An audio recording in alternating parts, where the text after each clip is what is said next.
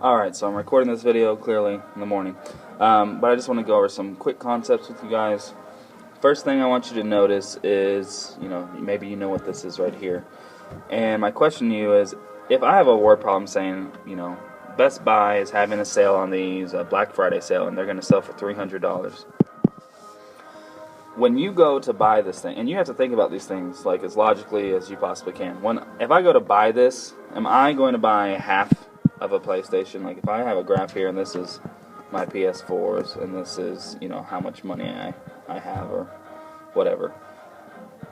I'm not going to buy 1.5 PS4s. It just doesn't make sense.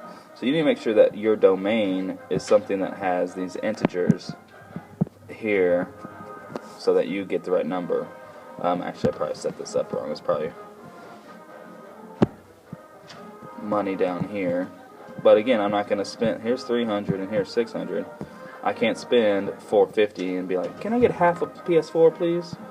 Okay, PS4s. But I can buy one here, I can buy two here. Alright?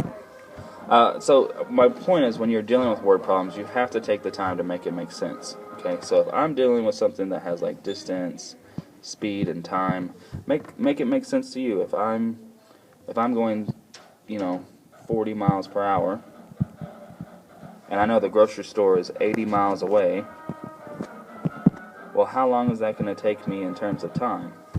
Well, what I can do is I can actually set something up.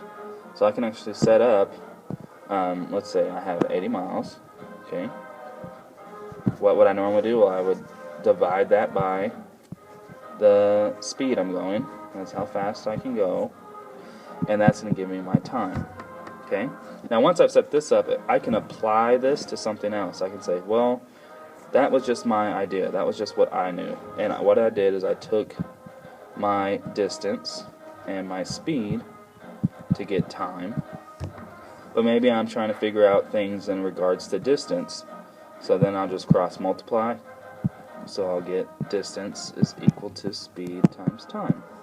And that's how you have to think about things when you're doing word problems. Also, inequalities. Usually you can solve these pretty easily. So let's say that I have like 3x minus 1 is greater than 6. So then all I would do is just do like basic algebra. So 3x is greater than 7, and then x is greater than 7 over 3. The only thing that changes things is if you have a negative, you have to flip the sign. So if this had been negative 3x, and I'd gotten to this part here, so I got negative 3x is greater than 7, then I'd have x's, watch what happens, flipped 7 over 3. So this has to flip when you change the negative. Alright, and that's it.